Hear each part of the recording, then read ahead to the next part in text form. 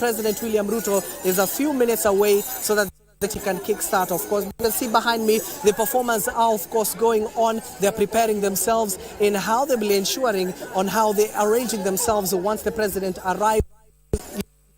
You heard it from Sarafina Robi as well as Nancy Okware, even JJ Kuria. We're here to cover this particular people. Of course, they are ensuring, apologies for that for our dear viewers. We're trying to organize this particular area, but these are the women that will be performing. You do know that women play an integral part. Given that yesterday was the African Day Girl Child, today we're still celebrating the ladies of this particular county who play a critical role, not just making houses, but they are the backbone of this particular community, and we'll be airing that particular piece in our subsequent bulletins. That is what we can affirm to you right now, but I want to hand it over back to you, Betty Kiptum, there in our studios. My name is Abdiaziz Hashim. We'll be coming back in a short while. Back to you, Kiptum.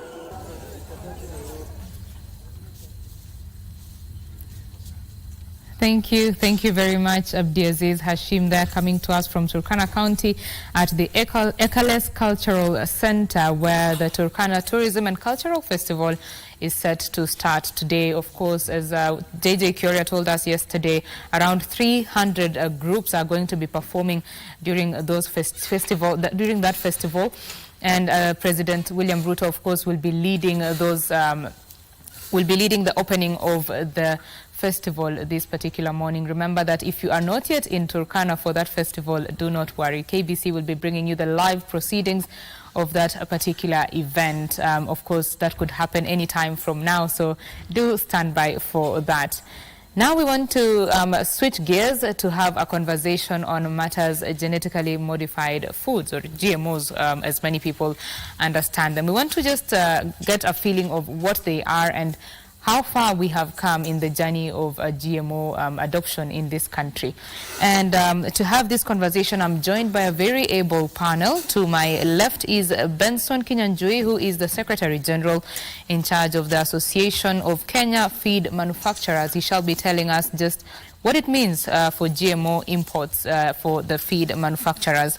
Next to him is Dr. Joel Ochieng, who is a program leader in charge of the agricultural biotechnology at the University of Nairobi, giving us the scientific perspective of GMOs. And last but not least, Alice Kamunto, the Executive Director of Consumer Grassroots Association, is joining us and will be talking to us about the consumer's perspective. This conversation is on matters GMO, and I think we will start by just understanding what are GMOs. And that first question, thank you first of all for joining us, lady and gentlemen. The first question, very simple, what are GMOs? I will throw it to you, Dr. Ochieng. Yes, thank you, Betty. GMO is any, let me define it because there are two ways. The first one is the legal definition, and the second is the applied definition. Mm-hmm. So the consensus definition is that GMO is any organism, plant, animal, or microorganism whose genetics or whose DNA has been modified in any way for the purposes of improving it for human use. Such as food, for example, you have modified a plant so that it can resist pests, so that it can tolerate drought, so that it can have higher productivity, for that kind of purpose, or even animals, so that they can produce more milk, more resistance to diseases, more tolerance to drought and heat. Something that you're doing by modifying the genetics in a way that it becomes more useful for humans and more safe. For example, you modify maize so that it can have less aflatoxin, you modify cassava so that it can have less cyanide, and such kind of thing. So you're assuring food safety, you're improving productivity, and you are increasing yield or health of that organism. Generally, that's what it is. Mm-hmm. And we do it in a very careful manner, site targeted. It goes through biosafety tests. It goes through safety analysis all over the place from beginning to the end. And it has to be labeled in Kenya and many other countries. You have to put a label, a very broad and very wide label saying this is GMO, so that a consumer will make a choice whether he wants to consume GMO or not. And it's not something that's done in private. It's done in public. The government is involved, the regulators are involved, the scientists are involved, and other scientists that were not involved are included in the testing. That's what generally it is. Right. For a very long time, 10 years to be specific, Kenya had banned, the use, the import or commercialization of GMOs. Yes. What changed after the 10 years? First of all, what even occasioned the ban, and then what changed? I'll stay with you, Dr. Ochieng. Yes, thank you, Billy. Now, the ban that was imposed in 2012 was imposed just barely a month after a group of scientists in France published some work in which they claimed that GMO caused cancer, if you want to interpret it the way it was put by the government. But the actual wordings that were used by the scientists was that they observed tumors in rats that were fed with Roundup glyphosate, the herbicide spray. That's what they said caused tumors, but then they also said that even those tumors were observed in the rats that were not fed with Roundup, meaning that there's something else that's causing tumors. And 2 years later, 2015, they published something saying, we are sorry, the tumors we observed earlier, 3 years earlier, were caused by environmental contaminants in the feed that we had used in the earlier tests. Now, that's what caused the ban. Then the Minister for Health at that time was Honorable Beth Mugo, whom you know very well is a victim of some sin, I think. We had Professor Nyong'o in the cabinet. We had people who are very, very cautious about this kind of thing. And what the cabinet did was to arrive at a precautionary measure, and it was specific, and the wordings were clear. It was a temporary precautionary measure to stop first. And by the way, they didn't import consumption of GMO. They didn't stop consumption. They didn't stop cultivation. They stopped importation. But I've seen in Kenya, we like misinterpreting things, even when the words are clear. They had stopped importation until further notice, until they could assure its safety. And then a task force was formed to investigate. And the task force gave a report that is private until today. It's private because it can cause public uproar. It's not public because it may have something in it that is not meant for public consumption. In that, some words can have multiple meanings, and sometimes scientists are careful in the way they put the cross. Now, in 2015, the National Biosafety Regulator allowed for cultivation of BT maize. You're aware of that. And then in 2019, President Uhuru Kenyatta allowed importation and allowed local cultivation of BT maize, BT cotton, to be used. You remember cotton is used as both feed, food, and for textile. 60% is used in edible oil as animal seed cake for animal feed, and only 40% is used in making clothes. Then in 2022, July, and I'm happy that Akafema is here, the feed manufacturers. In July 2022, last year, just before elections, President Uhuru Kenyatta allowed importation of GMO to be used in the feed industry. Now, what happened a few months ago with President William Ruto is not anything new. What President Ruto was trying to do was to regularize, make it more open, that now you're allowed to cultivate under biosafety measures, and that you're allowed to import GMO only when there's need, only when need arises. As you're aware, he even stopped importation of normal maize the other day. It's some kind of regulated system where if we have a deficiency and millions of people are facing starvation, you open. When the farmers in the North Rift or Kambani and everywhere else as a glut, you stop it. So it's a regulated system. It's not about safety. It's about economics. You stop importation of maize when there is a glut, and you allow it when we have a deficiency. Okay. So that's what happened. So he didn't actually lift the ban as people put it. He regularized what Professor Uhuru Kenyatta already did, just to make it more open system. Okay. So I'll bring Benson to the conversation now. He has mentioned the uses of some of these crops, in feed manufacture. Could you just give us an overview of how this works and how important biotechnology is for feed manufacturers? Okay. Thank you, Betty. I think for us in the feeds industry, we've long lobbied for the lifting of the ban that Dr. Cheng is speaking about, because we face a situation where, you know, feeds are very expensive in this country. And you're always, as processors, we're always grappling with the question of how do we bring down the cost of feeds so that we can improve the productivity, livestock productivity in this country. And that's not possible without technology, including biotechnology.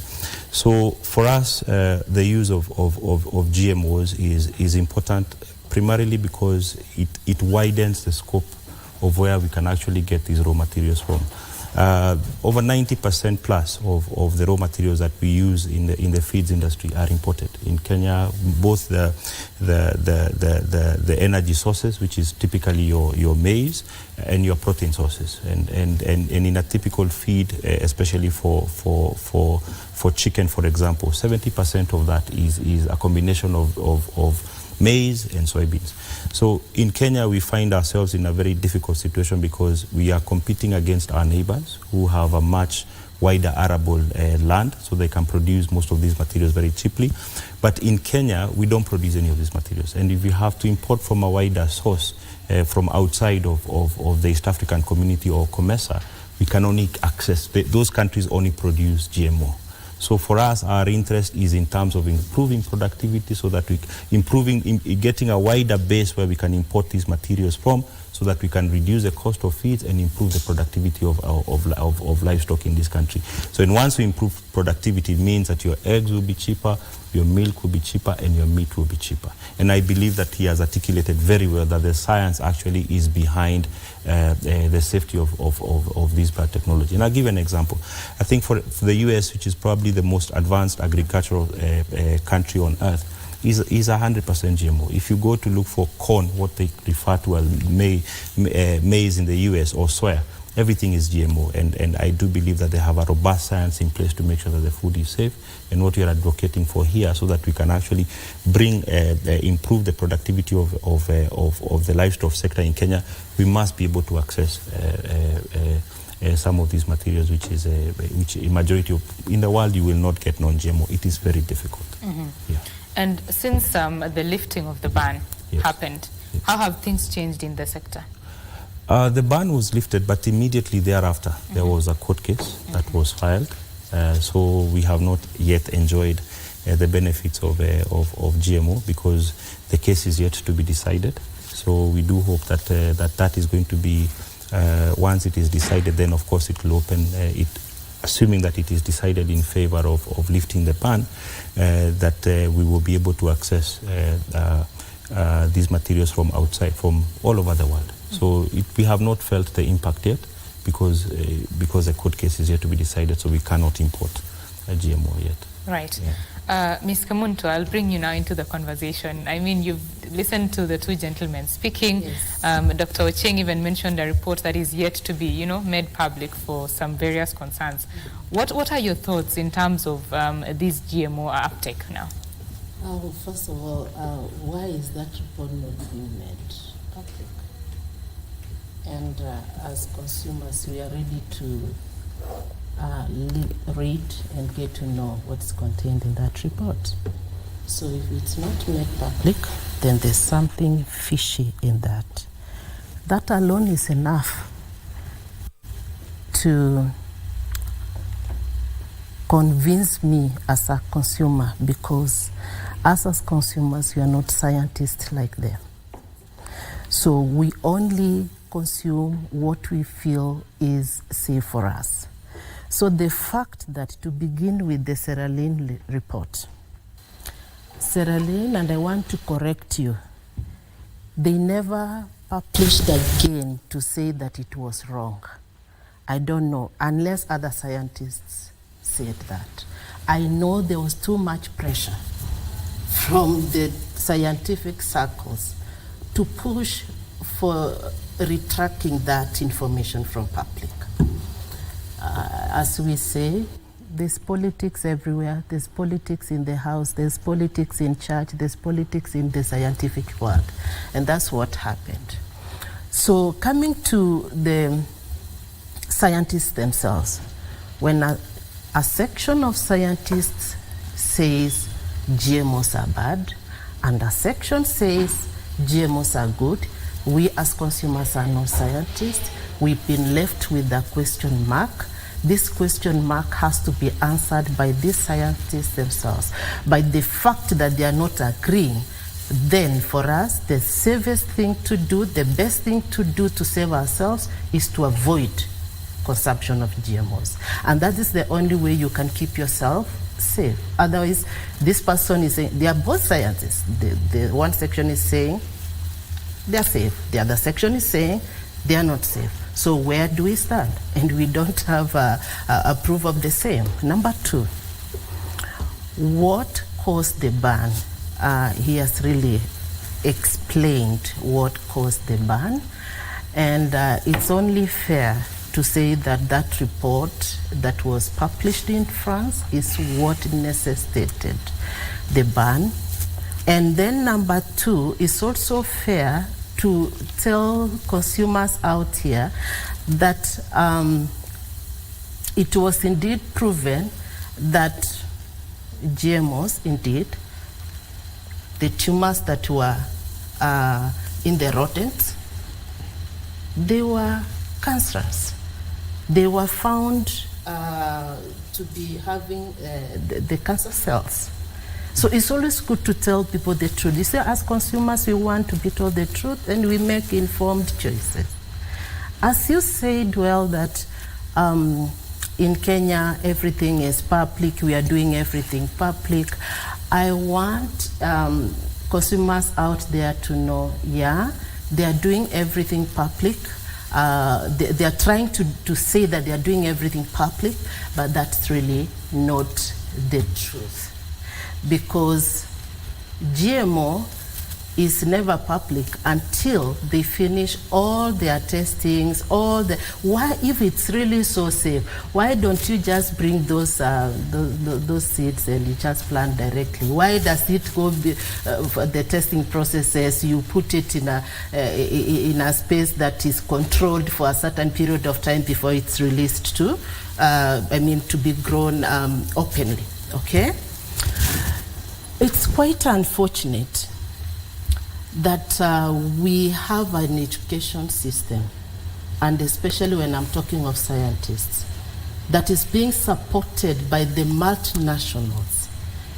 And I can only sing a song of the person that is paying my bills, of the person that has sponsored me to go and study.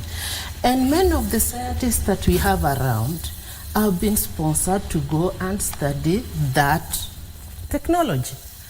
So we are not really blaming them. They are only doing their work by trying to encourage, to promote what supported them through their studies. But it's not really fair for other consumers out here to come and you tell us, this food is safe for consumption, or why are you denying GMOs, or why are you against the GMOs? No. I want also to understand, because this is my body you are talking about, and there's no spare. The last time I checked, if you go to the shop, you cannot find a spare part of your body. So I have to take care of this very seriously, and I have to jealously guard my body.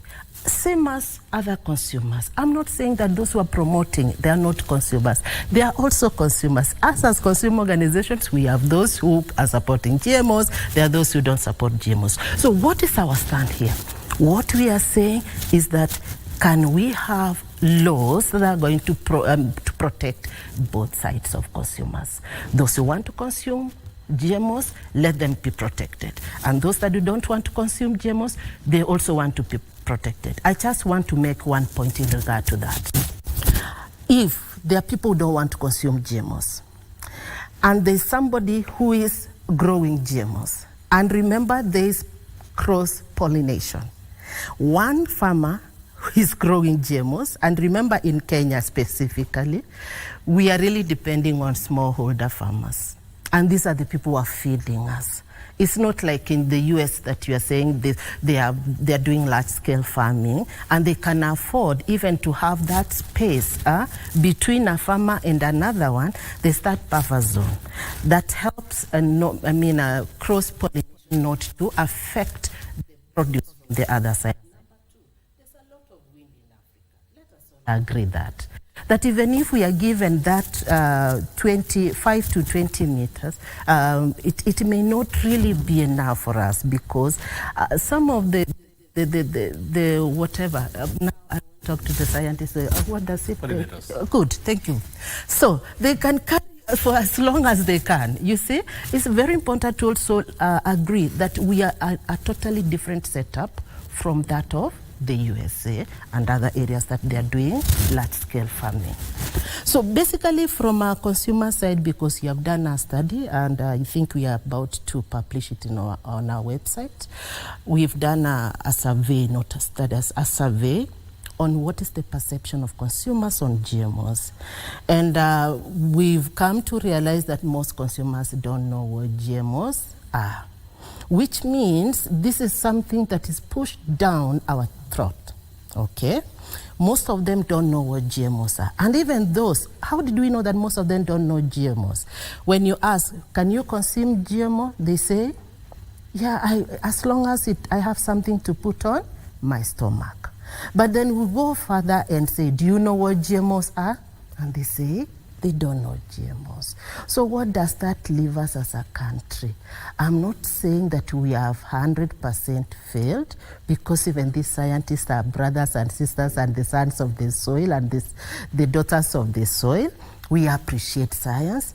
Could they go further to convince us that indeed these GMOs are good, even for the section of consumers that would like to consume GMOs? And for those who don't want to consume GMOs, we have a section of scientists who have a view that GMOs are really not safe, not only for us, but also for the environment and for food sovereignty. Food sovereignty, this says, going forward, if we allow GMOs, we are not going to be proud of our culture. We are Africans because of what we eat. We are who we are because of what we consume. And what are we consuming in the soil of Africa? It's our food. Our food first defines who we are. So if we continue allowing GMOs in Africa, what is going to happen next? We are going to be controlled, because all the seeds will be coming from the multinationals, who, according to me, are 0.0001% of the population of the world. And they are the ones who are going to be controlling the food systems. And whoever controls your food system, that person controls you. Right, Ms. Kamunto, you have made quite some statements there. I think it's only fair that we have Dr. Ochieng respond to them, especially matters how safe is this food for people? And also, she has talked about the perception. Clearly, there is a lot of sensitization that needs to be done for people to, get an understanding of what these GMOs are. Please go ahead. Thank you. And thank you, Ms. Kamunto, for protecting consumers. But first, I would want to correct you in that Seralini published a paper in 2015 in a journal called PLOS ONE, where they discovered contaminants in the feed they use in experiments. The one you're talking about was a withdrawal not in his own interest. He was forced to withdraw by the journal that published it earlier, Food and Chemical Toxicology to be specific. And then it was republished in a journal called Environmental Sciences Europe, and it was published to keep memory of bad science. I'm a scientist of international standing, so even as you correct me, I cannot talk about something that's not factual. Go and check PLOS ONE.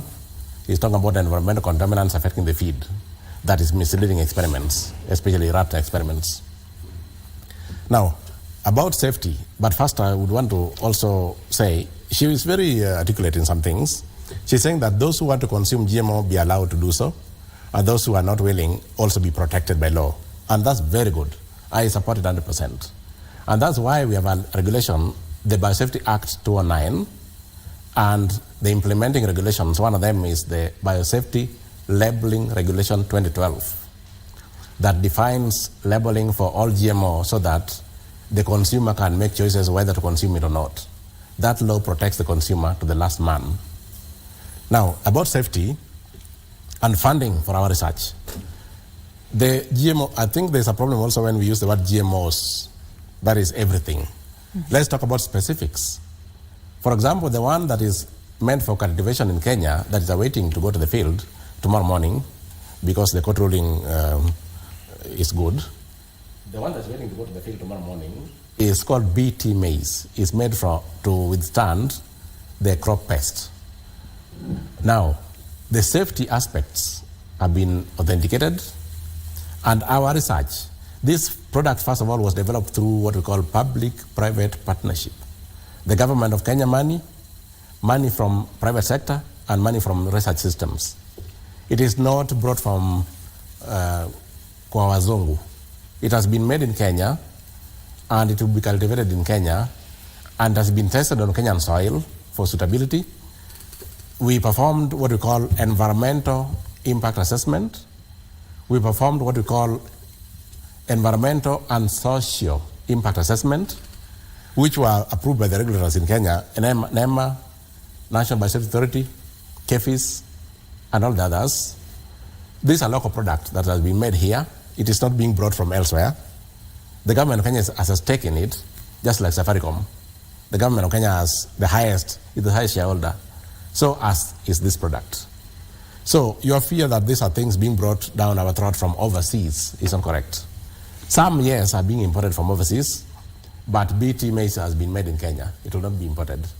Now, about safety, the safety of these products are assured through a very elaborate process, a process that you elected your member of parliament, and I elected my member of parliament, and they went there and made laws that define how the tests are done. So we are just doing research according to the law. We cannot break the law because I believe it is safe. Having been part of who make it, I just come with a seed and plant. I cannot do that because I must be law abiding. I obey the Biosafety Act, even if I believe it is 100% safe. We have to obey the Biosafety Act. And by the way, Ms. Kimunto, you take meat. And that meat that you take, even though it's from a normal cow, from the same herd that you have been taking, it must be inspected by a vet every morning. At the Agoridi Market, at Bama, meat inspectors do their work daily. Even though you were born when beef was food, safely. But they have to inspect because it's the government job to assure safety. Even if something is 100% safe, it must be checked again at regular intervals. That's why we have this kind of very stringent regulation called the Biosafety Act. It's not because we believe it is poison, no. It's because the process of making it must be assured from beginning to end so that consumers can take it knowing this is a safe product. And because this has gone through that process and has been approved.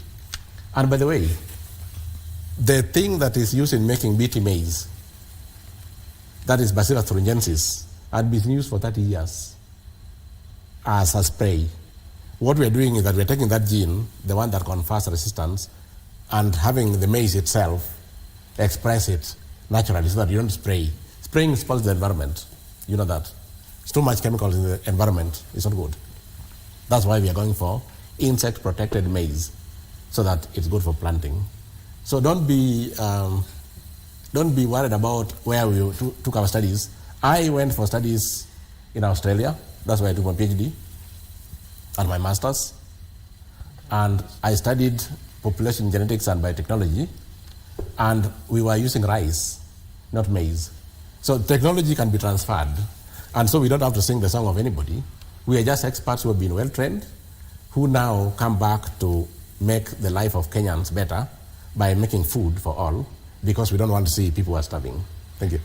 Daktari, as much as you are trained and you get to make this food, there's more food for people, I don't think you can wish away the concerns that the consumers have, because eventually they're the ones taking it. Yes. So is there anything that maybe the scientific community is doing to better express what this is to the general populace? Yes, we have programs that are going out to the public. Okay.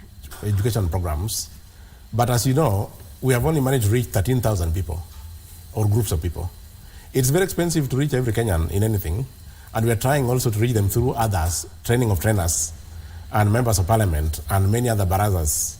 And on National Biosafety Authority also has a program for public education. We as universities, we have our partners also doing the same. But as you know, opposition to GMO is based on several things. There are people like consumers who are genuinely not sure about their safety. But then there is the political class who feel that their business is gone. And so they will come to the public and tell them this thing will kill you all. Not because they believe it, because they know it very well is safe and they will consume it, but because they cannot see how they're going to make coins out of it, and it's interfering with the business systems, you find those kind of statements going out. So consumers, Ms. Kimunto, please, we are Kenyans, we cannot make things that will kill my own mother. Where will I eat myself after that? Where will I feed? Where is my source of food? Same ones. I don't look frustrated that I would want to die, really. I would want to take something that's as safe as possible. So if you see me living here and ready to take that GMO here, you should know that I'm very sure about the safety of that product, because I care about my health as well. So consumers, please be aware that this thing has been tested for safety by the government, by the regulators, by ourselves before even the government, and you should have no worries. Ms. Kimunto, yes, I'll give you a chance. Yes, please. It's only fair for me to respond. First of all, I want to talk about the law that is mentioned about, that is giving consumers an opportunity to choose from the Biosafety Authority.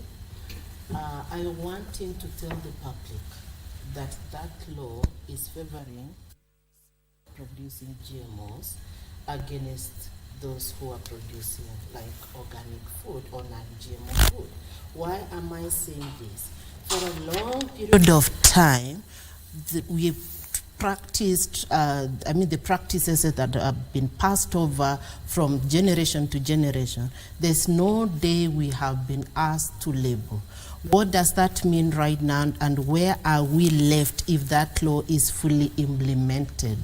It means that if I'm producing non-GMOs, I have to seek to label my food that I'm supposed to be selling. And what does that mean? An added cost to the production cost. And yet, what I'm producing is not subsidized. Now, Doc, if this GMO is so good, why then is the government and the department subsidizing the processes and also the products? Why? Why are you giving subsidy on BT maize? Why you are going to give subsidy on BT cotton? Why are you going to give subsidy on BT maize if is that so good? You are only doing that, my understanding as a lay consumer, I'm a lay person, you know. My understanding is that you want these other products to be so expensive to a level that those who want to do business, those who are doing agriculture for business, will go ahead and choose GMO against the other products. Because that is my own understanding. Why is it made so cheap, so subsidized? Oh, come and you be given this. Oh, come, we are going to supply this to you. And why not promote our indigenous food? And when you're talking about Kenya not being food sufficient, because another allegation, or maybe another reason, Betty, that they give why GMO should be allowed is because of food security. Who said that Kenya, we are food insecure? And in Kenya, we have a lot of arable. We are not food insecure. The problem we have is we don't have infrastructures that will enable the transfer or transportation or distribution of food from one corner to the other.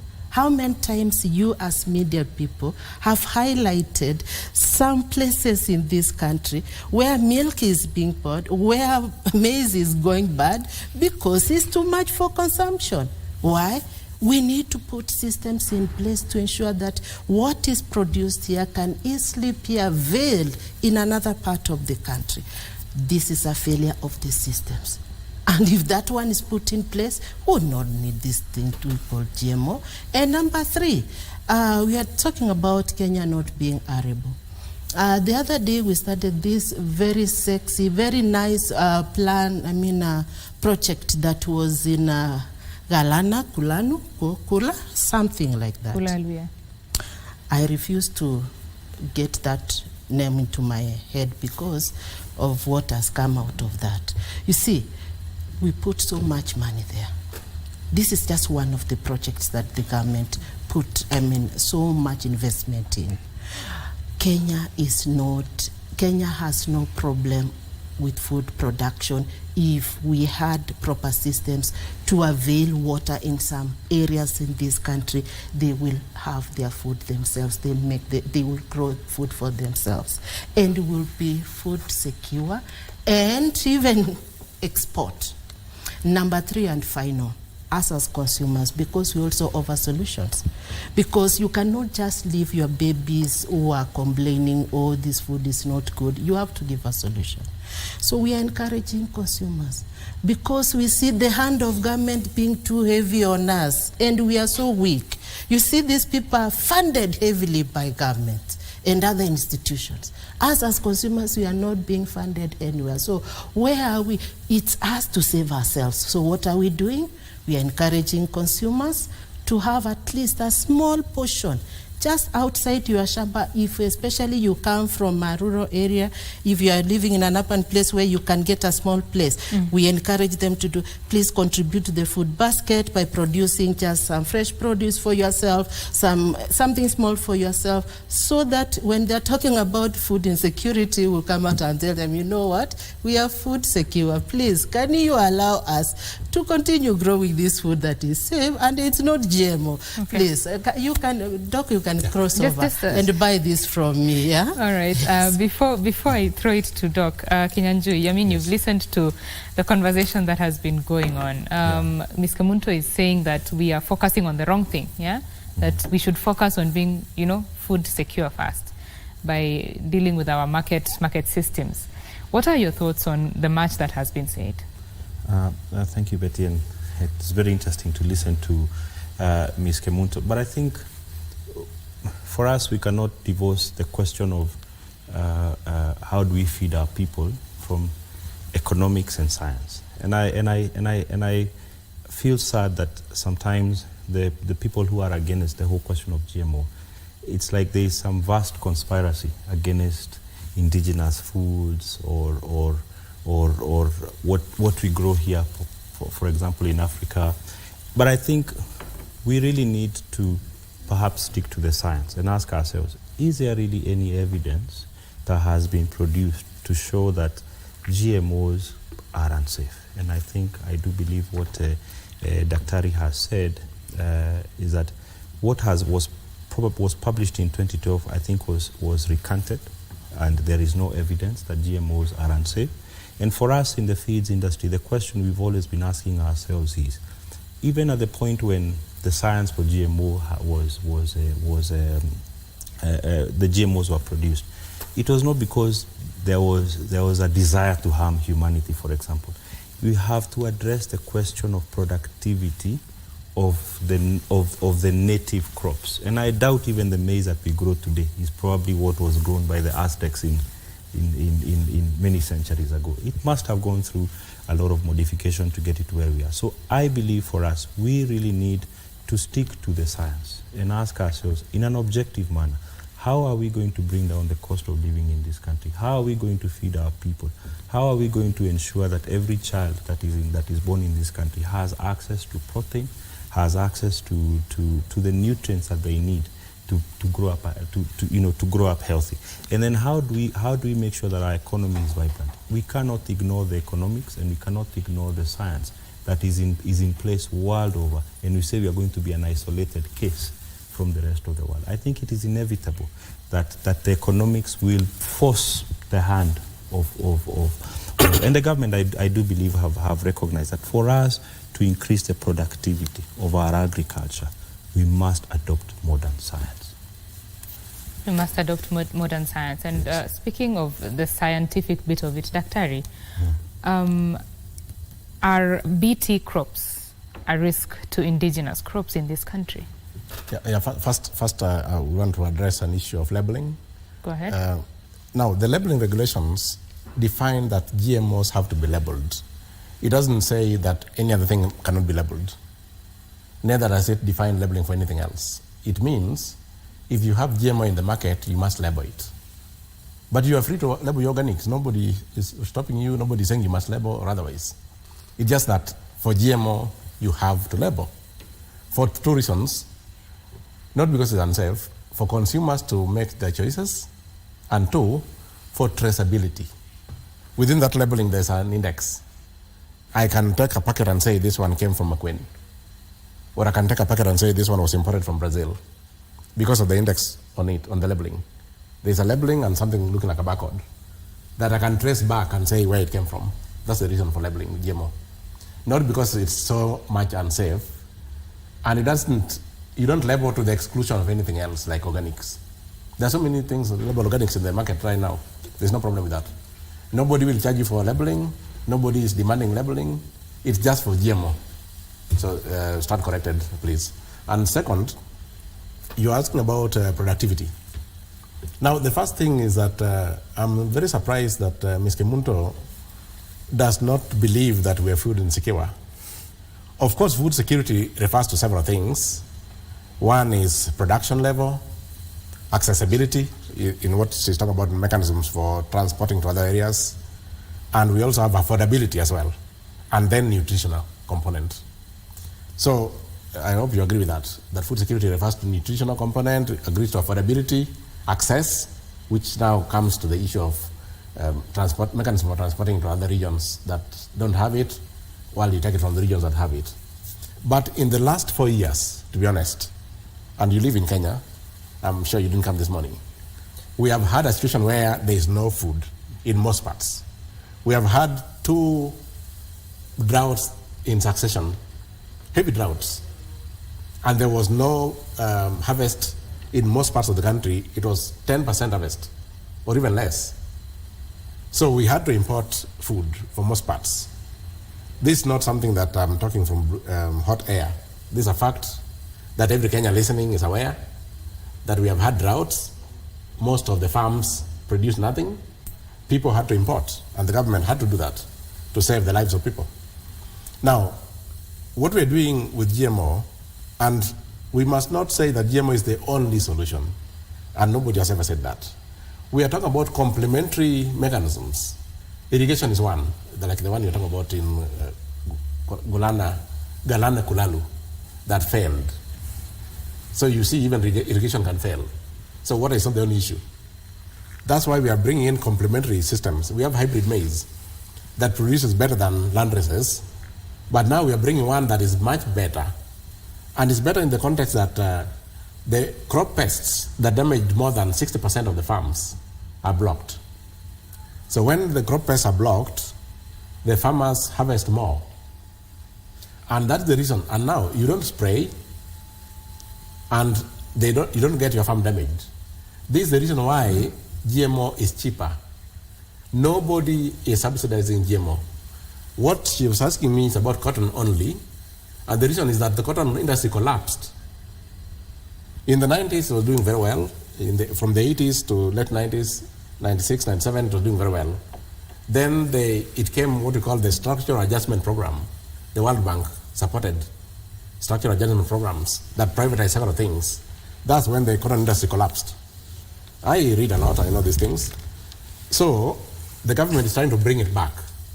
And the only way to bring back a collapsed system is to have some incentives for people who want to go into cotton farming, but they don't have the capital. That's why the government tried to subsidize the seeds. At the beginning, it's not a long-term issue, just at the beginning, and then now it will go back to normal. It will just be selling like any other seed. For the case of maize... Sorry, allow me to just cut you short there. I'm informed that we need to take a break right now. When we come back, you'll continue giving us your thoughts and we'll get into the solutions.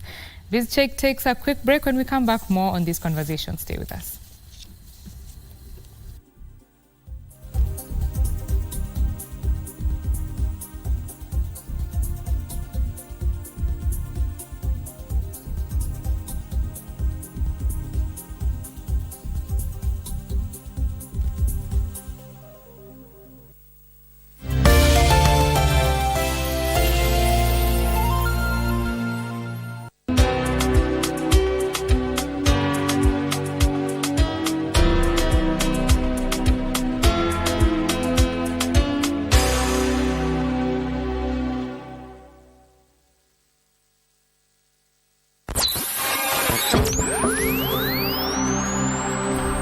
tunapowasha vifaa vyetu, tunapata fursa ya kutangamana na wasikilizaji wetu.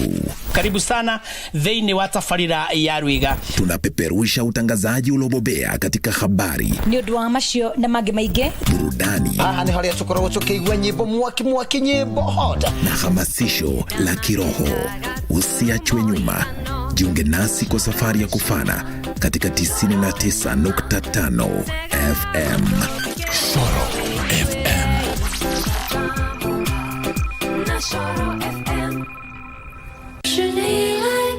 Nothing we talk about now can be done before the holiday is over, so it's pointless to ask. So focus on eating, okay? I can do that. Hello? Why do you sound so nervous? Are you okay? I think there's someone following me.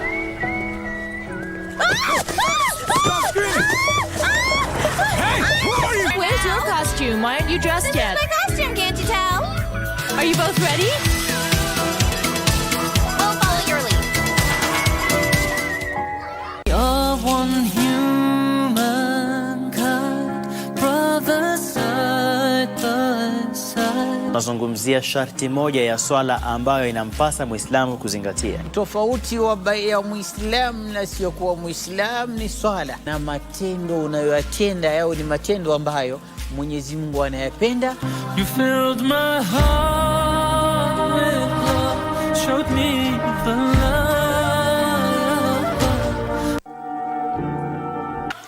Did you enjoy your food? Niko sawa, lakini spices ndio inakaa ni nyingi. I love my food this spicy. Nika spices zimeniaribikia. Kwani, what are you feeling?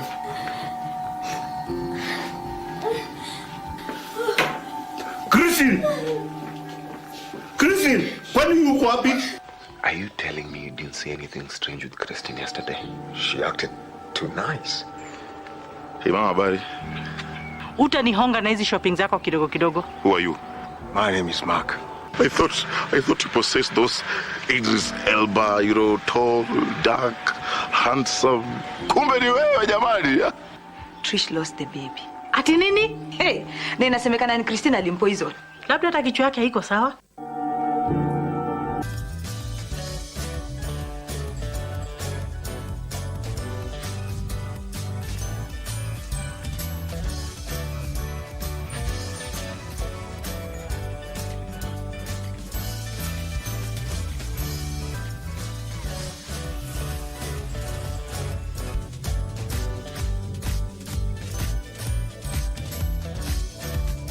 We are going to be reading this book, Mr. Tuddle's Hut.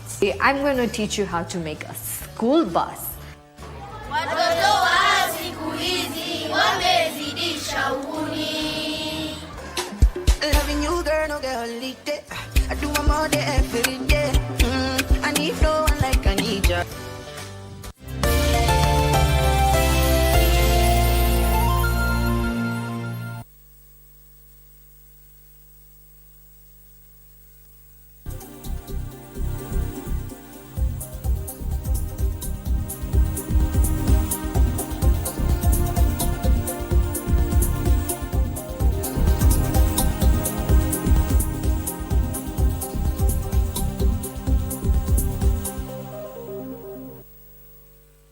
Welcome back. Thank you for watching KBC Channel 1. This is BizCheck. My name is Betty Kiptum, and Lensa Odingo is my colleague on the sign language interpretation for the second hour. Now, we want to continue with our very hot conversation here on matters GMOs. In studio, we have Dr. Joel Ochieng, program leader in charge of agricultural biotechnology at the University of Nairobi, as well as Alice Kamunto, the executive director of Consumer Grassroots Association representing consumers, and Benson Kinyanjui, the Secretary General at the Association of Kenya Feed Manufacturers, representing the feed manufacturers. Thank you very much, ladies and gentlemen, for staying with us. Before we went on break, Dr. Ochieng, you were talking about protecting, the balance between protecting the indigenous seeds and also ensuring that BT crops are cultivated. Please go ahead. Yes, first, thank you, Betty. I think it's important that the public understand that the government of Kenya would want to protect the rights of every single individual. which is guaranteed in the Constitution. And this includes right to choice and right to food. And therefore, if there is a system that guarantees safety but can improve productivity of our food systems, then it has to be supported. If there is any concern about safety, that has to be investigated as is provided for by our laws. You bring the evidence that is not safe, we examine it, the courts examine it. If the courts find that there is no basis for your argument, then us who make these products will be allowed to deploy them, because our purpose is not personal. Our purpose is to feed the population. And that's why sometimes the government subsidized BT cotton at the beginning, because they were solving a problem in a failed industry. It was not a long-term thing, it was a one-off. So then we are going back to the system as normal. Now, consumers have a right to raise concerns about their safety if they have tangible evidence, or even if it's just a concern, because they have a right to just have a fear. And these are the fears that we attempt to address as much as possible. But some of those Christian fears are actually political machinations from individuals who, unfortunately I have to say this, these are consumers, consumer institutions. There are people who fear that I've heard a lot about this GMO. I think I may get harmed if I eat it. Those are genuine fears. But then there are other fears that have political donations, which are intended for one purpose only: to stop the president from solving the problem of food security, so that he is seen to have failed in his first term, so that we can have an easy time in the next elections. It's good to be honest at times, because some of the people complaining are the same ones who championed for GM earlier. So, as consumers, one thing I would want to address the Kenyan population, consumers of GMO, is that we are not talking about GMOs, we are talking about specific products that have been developed in Kenya under the Kenyan law, under the National Biosafety Act, and under the Public Health Act, and has been approved as safe, just like we do for drugs. A drug must go through the public safety assessments. It must be approved by the Ministry of Health. And for your information, the National Biosafety Authority Board comprises NBA itself, KEFIS, NEMA, KEBS, Ministry of Health, that is the Department of Public Health, and all regulatory systems that assure safety in Kenya. Okay. And when they approve a product which has been developed locally here, they have checked from beginning to end up to the market systems. How will it be managed? Who will be selling the seeds? All these kind of things have been considered, including socio-economic consequences of the populations on ordinary foods, on land races. And that's when the labeling standards came into place to make consumers choose and for traceability. And we also have other regulations on containment, on transit, on exit, on handling of all GMOs in Kenya. Okay. And we believe these are safety assessments, these are safety nets that will assure that the products are handled in Kenya very safely. Mm-hmm. Now, there is only one concern that people are asking, that we have small-scale farmers who have less than an acre. How will they manage the buffer zone where your neighbor grows GM and you don't grow GM? Right, just hold on that thought, Daktari. Okay. I am informed that the president has just arrived at the Ekales Cultural Center there, that the Turkana Tourism and Cultural Festival is supposed to take place. Of course, he has arrived there and ready to start off the launch. We shall be bringing you those pictures in a little bit once it starts. Those are live pictures from Turkana at the Ekales Cultural Festival, where the Turkana Cultural and Tourism Festival is supposed to start today. The president is already on the ground there, getting ready to open that particular festival. Remember, the festival is set to celebrate Turkana culture and traditions as well as food. And we shall be bringing you live proceedings of that particular event once it starts. A number of what are they called? A number of presentations by cultural groups are supposed to happen there. I believe that is the President, William Ruto, there, that is arriving at the venue of the event to officially open the Turkana Cultural and Tourism Festival. Those live proceedings will be coming to you in a little bit. So do stay with KBC Channel 1.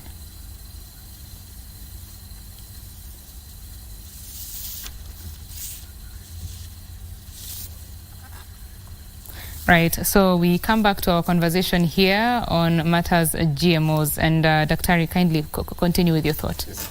So as I said before we went for break, is that we have systems that can ensure safety. We have laws in Kenya. We have regulations that implement the laws. And unless somebody says the laws are deficient, there is an opportunity right now, because there's a bill in Parliament that talks about a new office of food and feed safety regulator. They can bring their views there and say, this is how we want to tighten laws that govern GMO. Because it's not good enough to just say, this thing is, we don't trust our laws. It's your opportunity now to bring your views, to bring better laws that can govern GMO, because we believe it's safe. Okay. And we believe that the regulations that are there are enough, are sufficient. Right. Yes. Sorry, just a second. Let me give the floor to Mr. Kinyanjui here. Yes. Clearly, there is a divide. You know, there is a group that is saying, let's go the GMO way. There is a group that is very adamant that the GMO is not the solution. What are your thoughts? Because at the end of the day, we have to find a solution. How do we balance these two? Okay. Thank you. Listening to Dr. Ocheng and Ms. Kemunto, I think myself, we address it from an economics point of view. The question is, what's a solution from an economics point of view? And I think we having looked at the indigenous crops, and I'll give you an example. There is, for example, a vast market for maize and soybeans and soybean meal here amongst the feed industry producers, and the farmers know that, but they know that they cannot be able to produce it profitably, to be able to supply to the feed processors. So therein, the question of the indigenous foods that we have here, the one that have a non-GMO, clearly do not address the concerns of the industry, the feed industry, which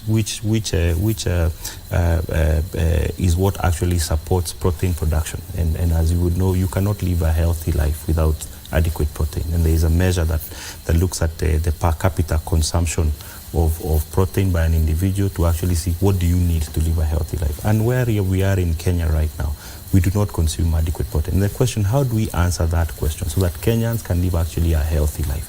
For us, from an economics point of view, we look at the non-GMO or the indigenous crops that we have here are not sufficient. They cannot be able to be produced in sufficient quantities and in a cost-effective manner for them to be able to support the livestock sector. So we do, of course, we do agree that there are concerns amongst consumers, fears, but the question that we need to be asking ourselves is that, can we have an objective conversation as to where does the truth lie? Where are the facts? And I believe the matter before the court will be able to address some of those fears and say, are they founded? Are they supported by science? From a feeds industry perspective, we do believe, we are convinced that the science supports the production of GMO, so that that benefit will ultimately be passed on to consumers in the form of lower cost of living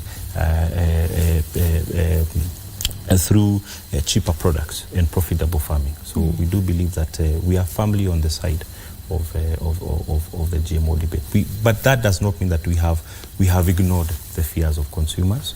I do believe that the regulatory environment, much the same way that any feed that we produce in this country is regulated. It's regulated by KBC. It goes through a thorough, rigorous process to ensure that it is safe for the consumption of animals and ultimately for the consumption of human beings. So the science for us is adequate. We do believe that the only way we can address the question of productivity of the livestock sector in this country is actually to allow the importation and the farming of genetically modified foods. The consumption of course, you've mentioned soy and maize as some of the raw materials used in feed production. Yes. And of course, the consumption by the feed manufacturers of these products puts pressure on the supply for human consumers. Yes. Would the use of now BT maize, or BT crops ease this pressure? It would, because first, what the introduction of biotechnology is really to address the fundamental question of productivity. So when the studies that have shown is that because our climate and our soils are such that they cannot adequately produce what we need. So through introduction of biotechnology means that they become more productive, and that means that the cost pressures go down. So that means that your ugali will be cheaper, and your milk and your eggs will also be cheaper, because ultimately the base that supports the production of that is your maize and your soybeans. So that means if those ones are cheaper, then ultimately the end product is also going to be cheaper. So to answer your question, yes, it does actually support the lowering of the cost. Mm-hmm. Yes. Right. Ms. Kamunto, you said that you're representing consumers who both want to consume GMO and those who are against GMO. I'm wondering how you represent those who want to consume GMO, yet you seem convinced that we should not be consuming GMO. So I'm curious to understand from you what it would take to convince you. Okay, I said we represent, yes, the association, yes. We represent consumers.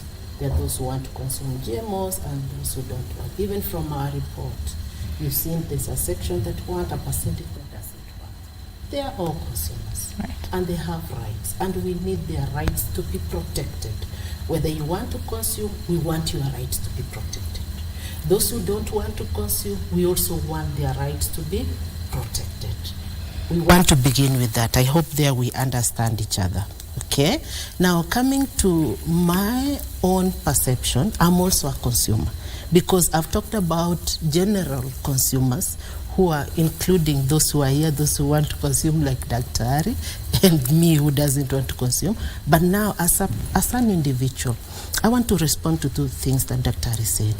Number one, we have been labeled as those who don't want the president to succeed. Who said so? We want our president to succeed. And I really wish that this country could be honest enough, the leadership could be honest enough and come out, because when you've been given, the power has been bestowed on you, you got the right and you got the platforms to communicate.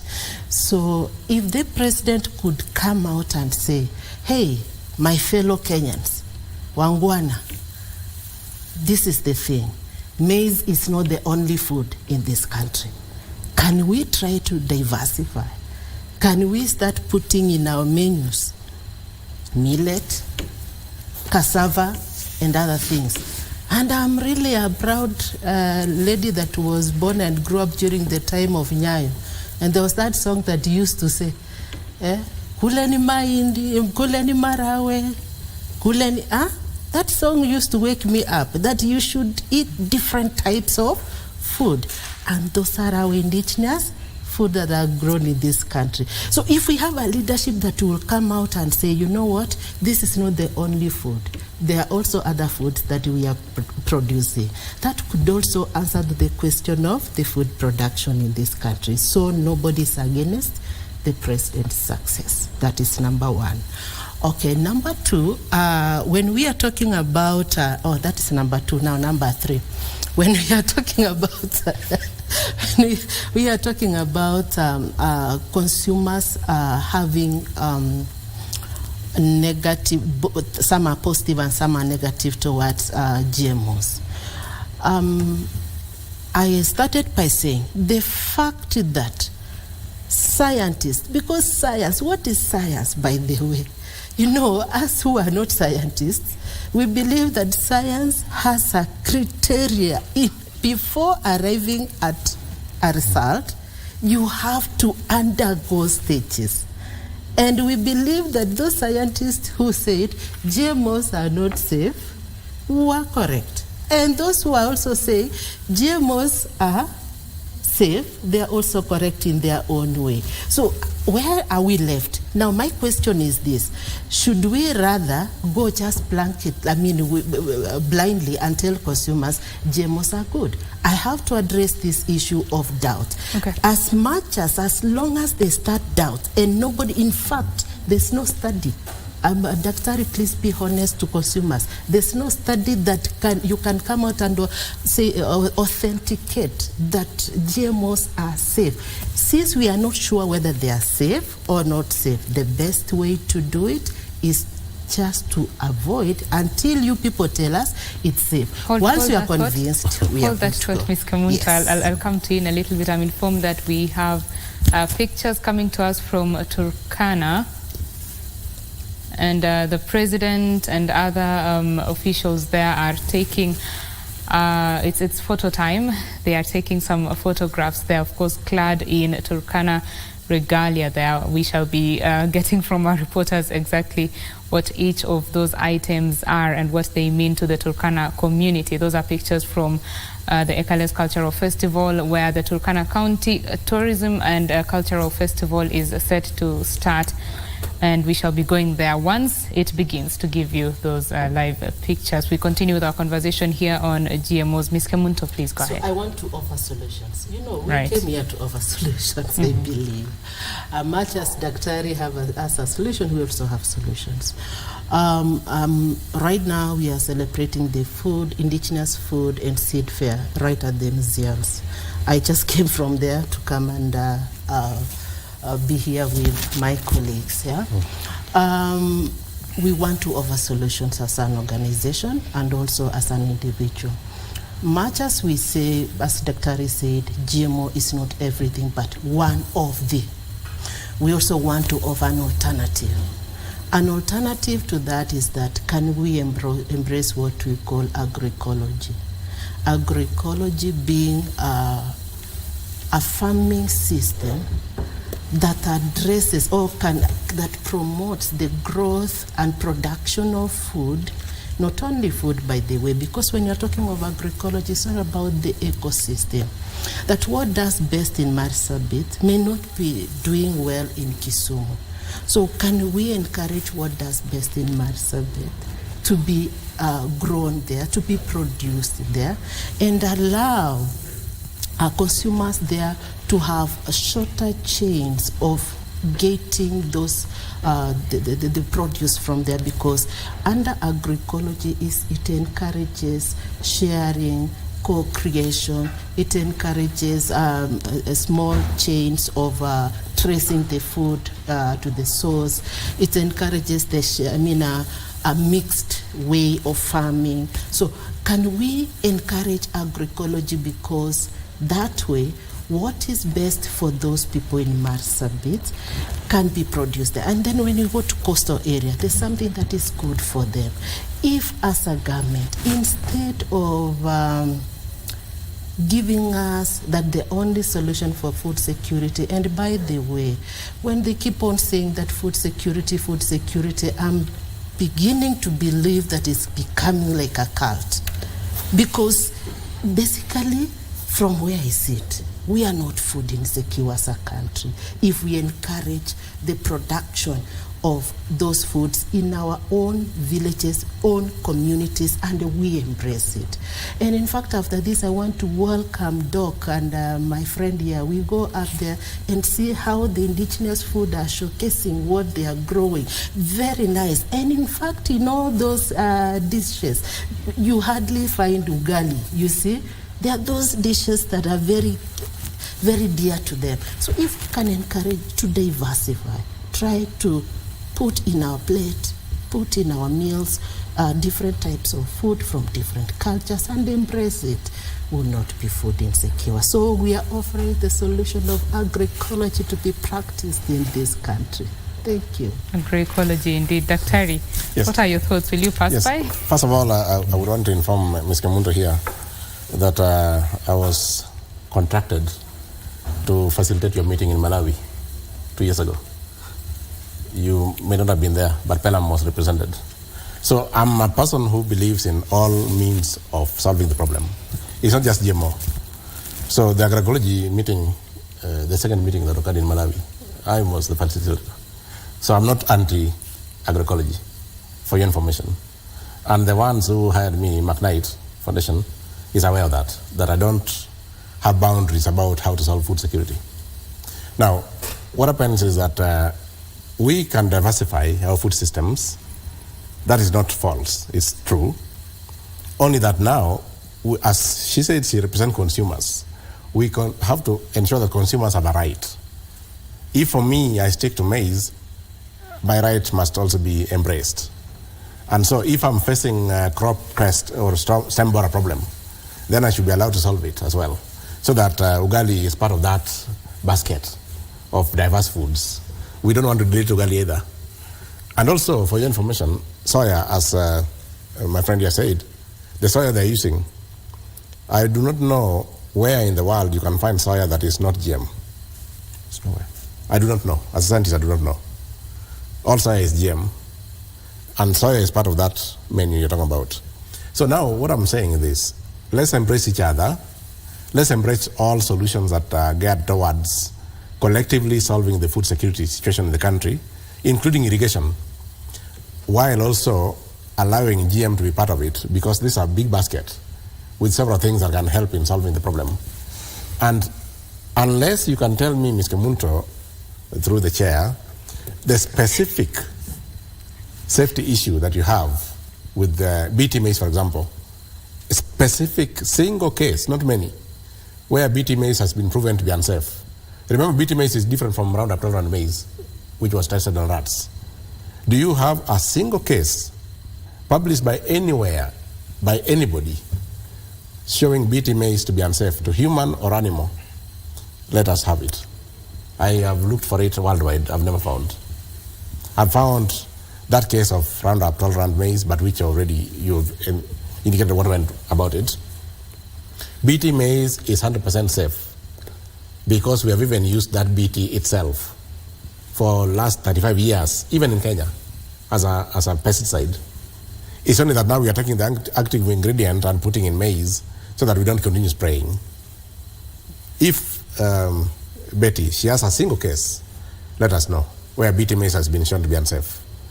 And also to let us know, because we are solving a problem here, what should we do to our biosafety laws to make it airtight? Because the product is safe, but they're saying they don't trust the law. What should we do? Give us solutions. Thank you. Do you have a response to that? Yes, I have. Go ahead, please. I have a question to respond to that. Okay. Okay. Doc, GMO, through the chair, GMO is not, is a very new technology. It has not lived a full cycle. There's nowhere you can say GMO has been here for 100 years for us to prove some of the things that we are talking about. Okay? I know some people are trying to mislead us consumers because they know we are not scientists. So they try to tell us, you know what, you've been eating GMO for a very long time, depending on what you understand by GMO. So GMO is a new technology, Doc, and I would want you to prove and tell consumers out there that indeed it's a very new technology.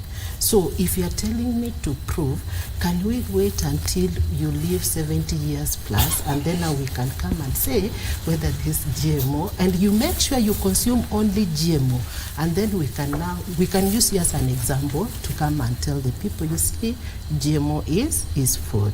What am I trying to say? Why we are saying that consumers are confused? It is indeed true that when there's a doubt, I'd rather be safe than just soiling myself into that. I don't know why you're not understanding this point. That the doubt itself is enough to make me keep off from fire. And this is what we are trying to say as consumers. We are not scientists. And this is we can't gamble with our lives. I know you said you cannot do something that can harm your mother, which is okay, which is very much okay. And then number two, you are taking a pesticide a pesticide or a herbicide and put it into an organism. Okay? She said so that we cannot continue spraying because spraying is very harmful to the environment.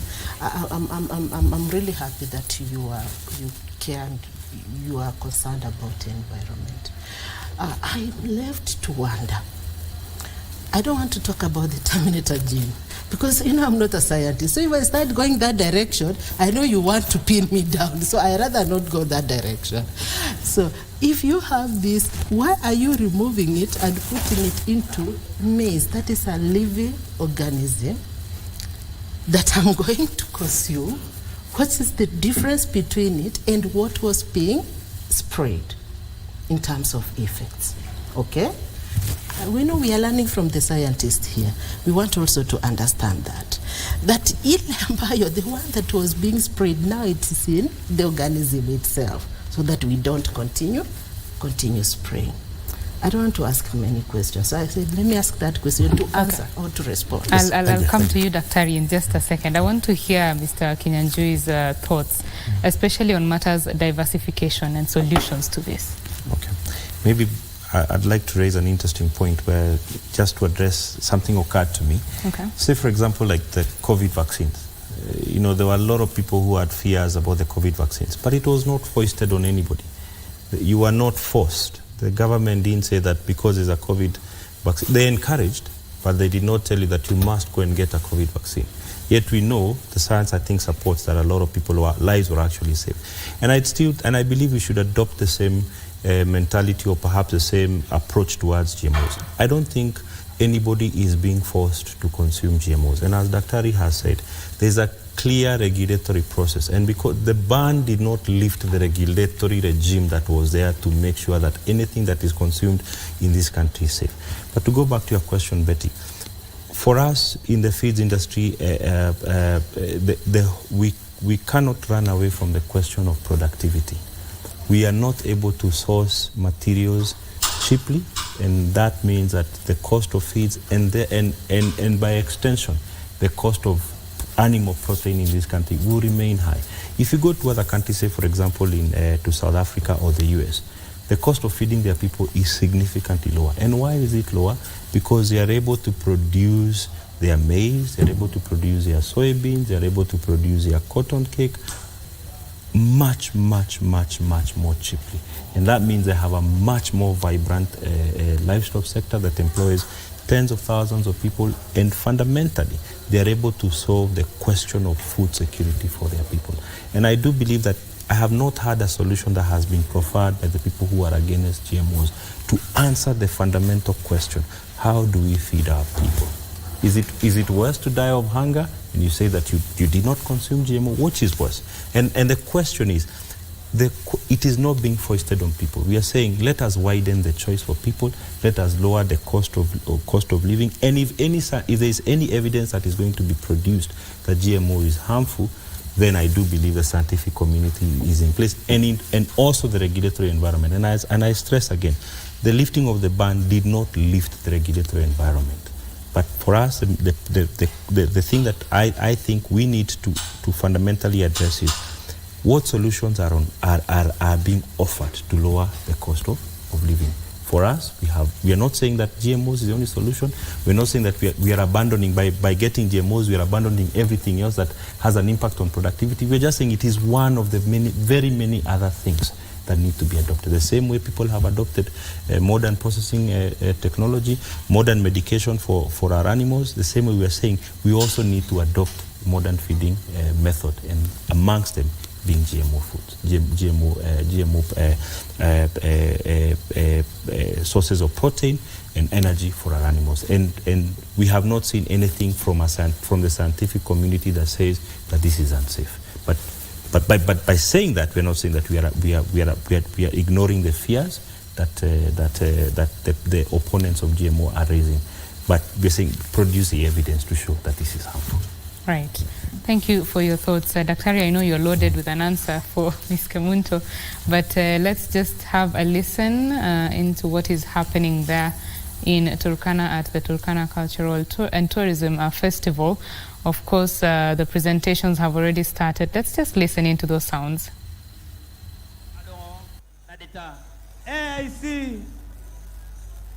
AIC Kanam Kemer, karibuni. AIC Kanam Kemer. AIC Kanam Kemer.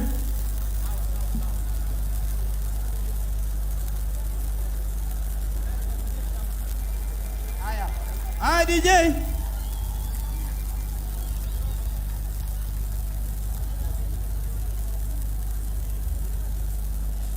Tumekuja kusherehekea utamaduni wetu na pia imani yetu ya Kikristo, na hawa waimbaji, hawa malaika wa AIC Kanam Kemer watatupeleka mbele ya Maulana ili tupate kubarikiwa. Tafadhali DJ, kama uko tayari. DJ, twende kazi.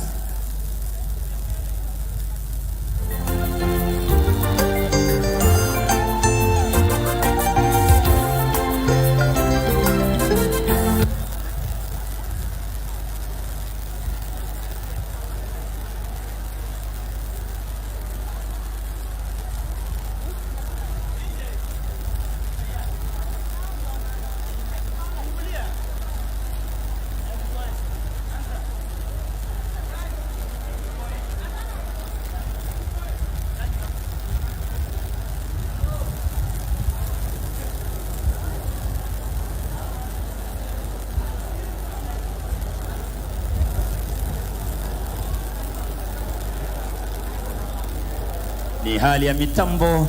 Tafadhali mafundi pale, tafadhali mafundi. Mabibi na mabwana, haya yote ni kwa sababu ya sherehe hii. Kuna manyunyi mazuri yale ya asubuhi. Tafadhali DJ.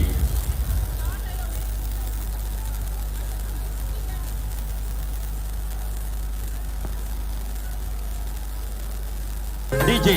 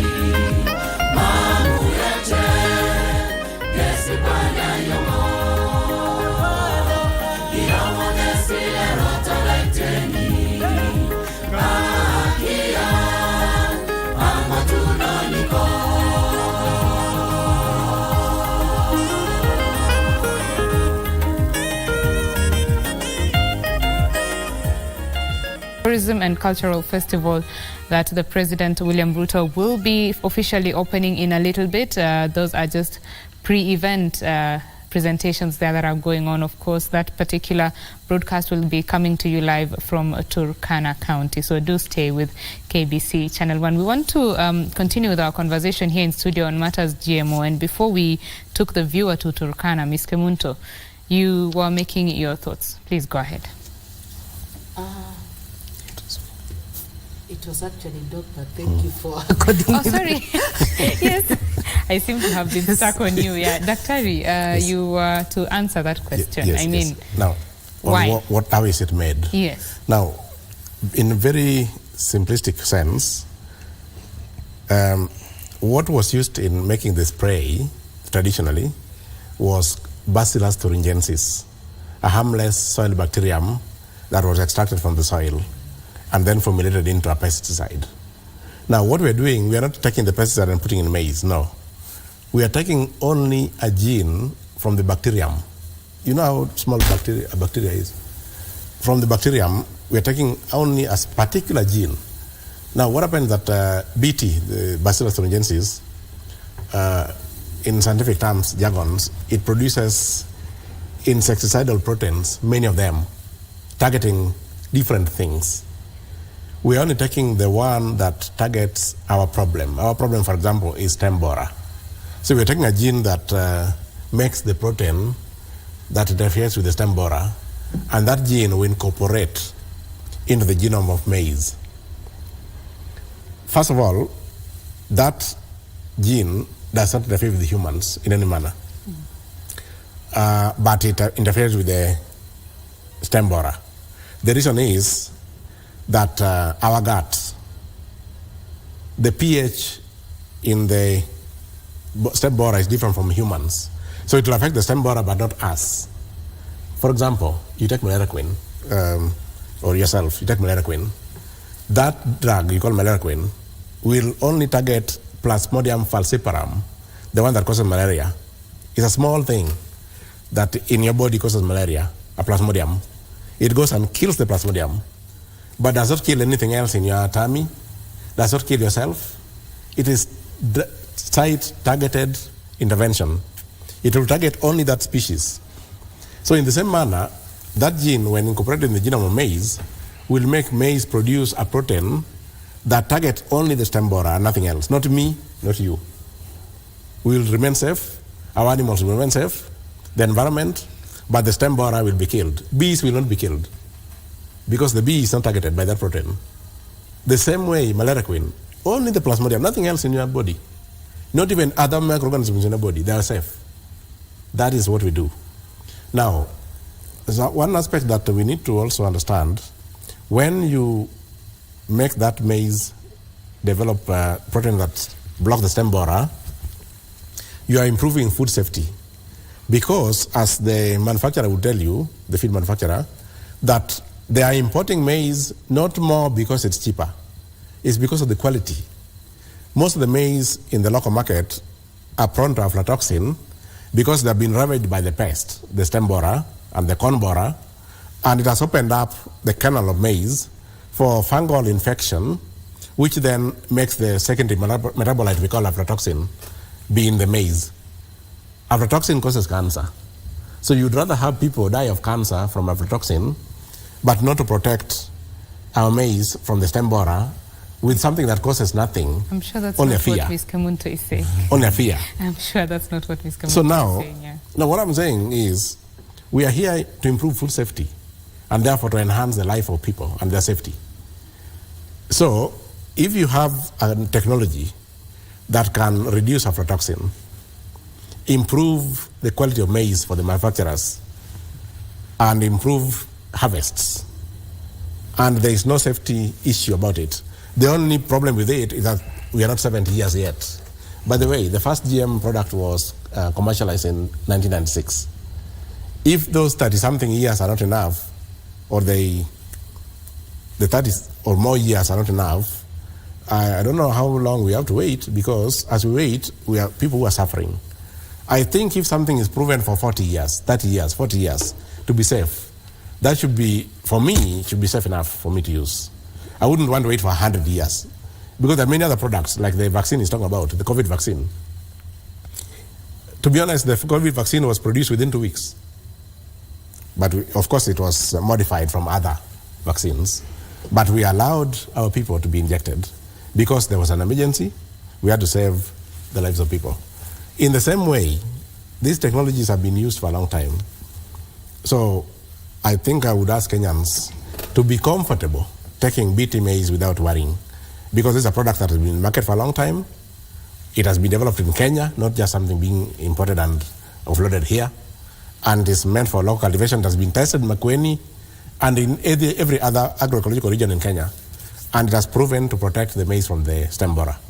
So I have no safety concerns about it. I know it improves productivity, and it saves, the stem borer ravages up to 60% of harvests, destruction, which is why we import. If we adopt that technology here, I don't think we'll import at all, and we'll be more food secure in terms of maize, and then they will bring theirs, traditional vegetables, and Kenya will be a better place.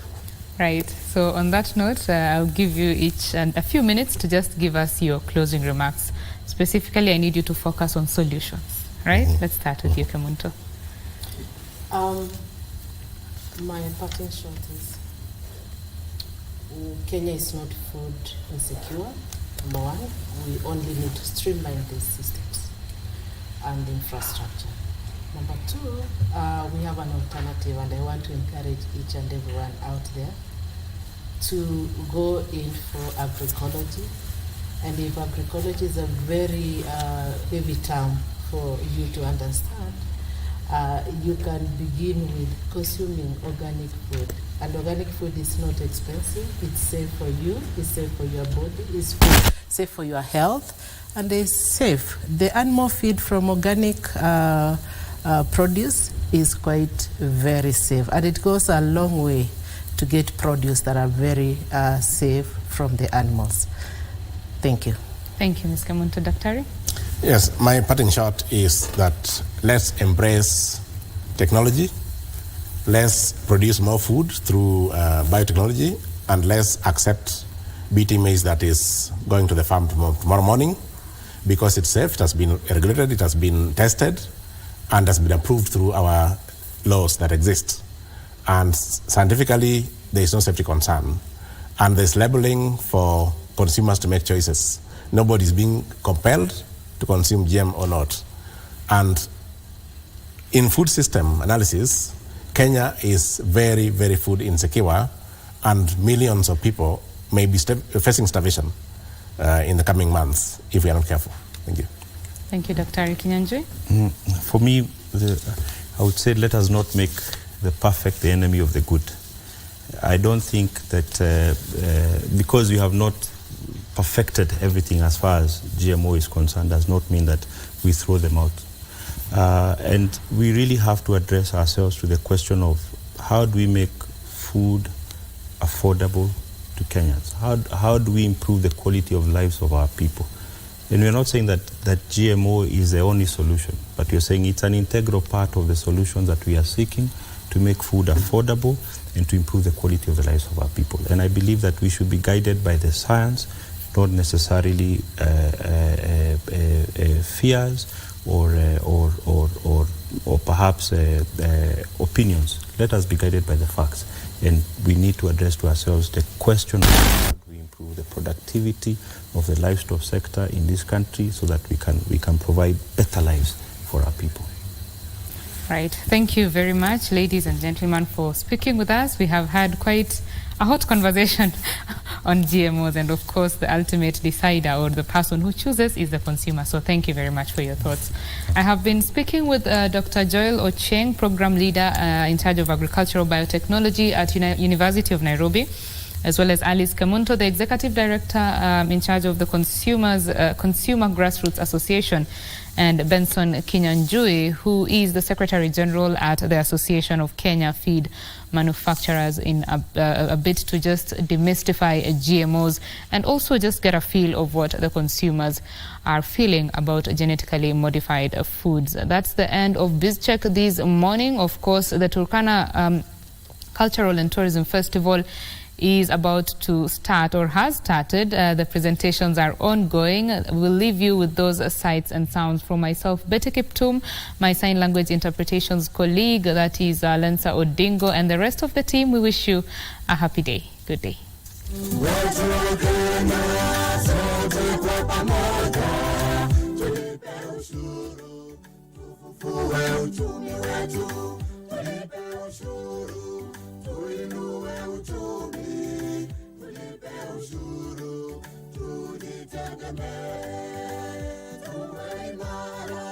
Tulipe ushuru, tujiepushe Bushel, Nabucco,